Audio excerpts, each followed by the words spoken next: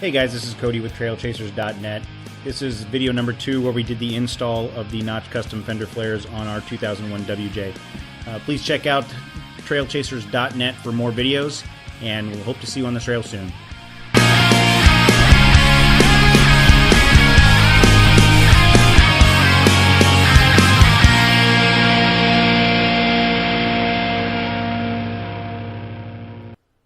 Alright, this is the video for the back half of the Notch Custom Fender flares.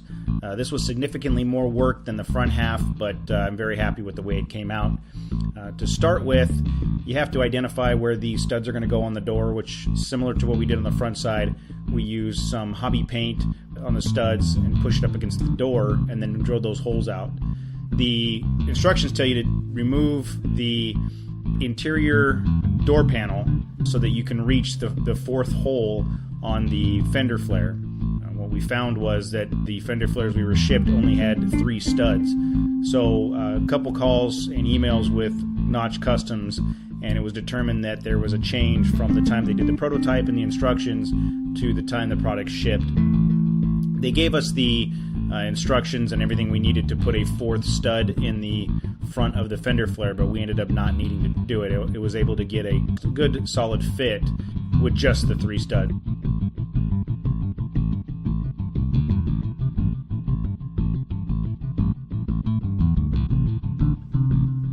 Once the fender flare is attached to the door and you know where it's going to go, there's a plastic molding down on the bottom you gotta cut. So we just took a razor knife and cut down the same line where the fender flare touches it.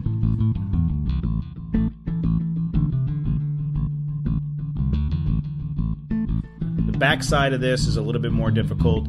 You have to pull the interior panels of the... Oh, Steve was thirsty and tired. You have to pull the panels out of the inside on the back cargo area to get to these holes. These guys gutted the inside of my truck. You'll see pictures of it in just a minute. But we did the same thing, found the holes, got them marked, drilled the holes, and all of the panels come out just like this. You're ended up with a giant mess on the inside of your truck, but you have to do it in order to get to this stuff. Similar to what we did in the front, we trimmed off the a chunk of it with the cutting wheel and then cleaned it back up with tin snips. This part right here, when you're cutting up against the door, is pretty tricky. You got to make sure that you don't cut too much out, because in this instance, once you make your final cut, you're only cutting 1/2 of the panel. On the back side, we trimmed off the seam, cut some relief cuts in the seam itself, and just bent them over.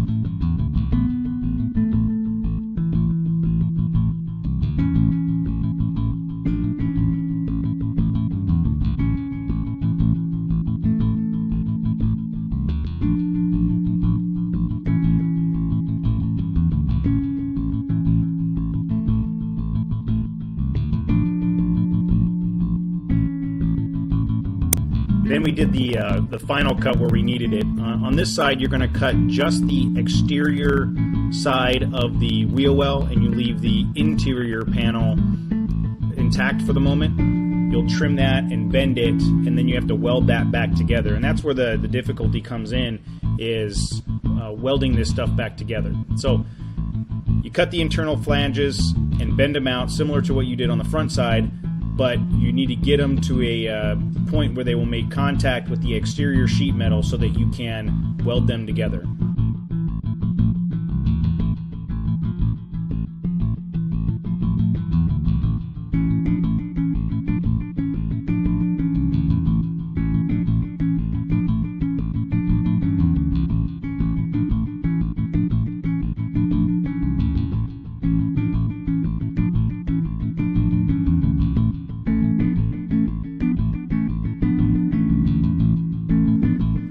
Fortunately, my brother's a welder. He's not an auto body welder, but he's one of those guys that can look at something for a few minutes and figure it out. So he was able to weld the internal sheet metal to the external panel sheet metal at the location where we made the bend and made contact. We left the tabs kind of long to make it easier to weld, and we'll go back and trim those a little bit later. Once the weld is complete, we took some grinding discs and sanding wheels and cleaned it up as best we could. We also took the paint off the area around the welds because we need to do some Bondo work and paint. This side, we trimmed off the tabs as much as possible and then just started sanding away to get the paint and weld and slag off of that entire seam.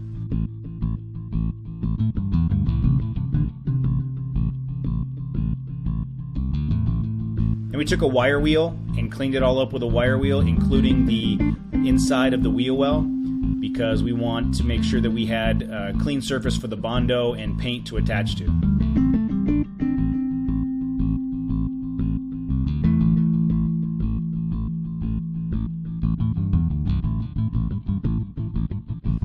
Mixed up some Bondo with a fork, and if any of you know me and you've seen any of these videos, you can tell that I'm good with a fork. It's the best tool in my arsenal. But mix it up, it doesn't matter. I just purchased some metal reinforced Bondo from AutoZone, mixed it up on a plate in small pieces, and packed it into the hole. And then the worst part of this whole project is the sanding and shaping of the Bondo. I went back through this process several times, and as you can see here, I had a big fan going behind me and a mask to blow all this stuff out, because the first time I did it, it made a lot of dust. So it took maybe 3 different passes of Bondo and sanding to get it to the point where it was acceptable, and there were no more holes, but I think it was worth it because this will ensure that you got a good seam there. I had to do some more shaping by hand to try to get it as close to a clean bend as possible, and then we cleaned it all off to get ready for paint.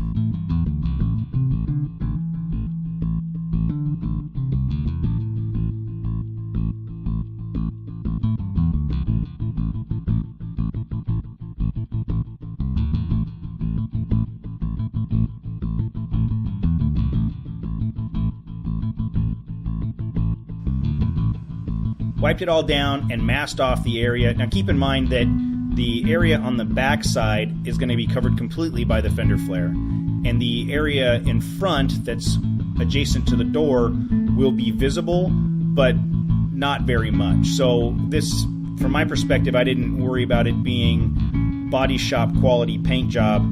I just masked it off and went for it.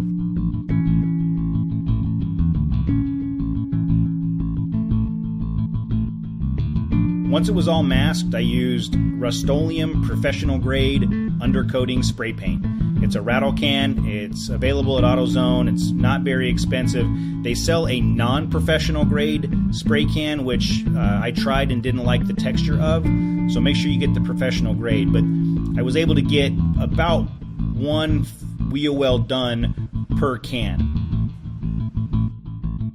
Even though the backside of the installation on the Notch custom fender flares was more difficult than the front, I still think it's doable by your average mechanic. If you can install a lift kit or do mechanic work on your vehicle, you should be able to do this. The only hard part is the welding, and if you've got access to a welder, then it won't be that much of a problem. Still very happy with the way the installation came out, and we still have to install the fenders once we get them back from Corvettes and Customs in Upland where they're doing the paint.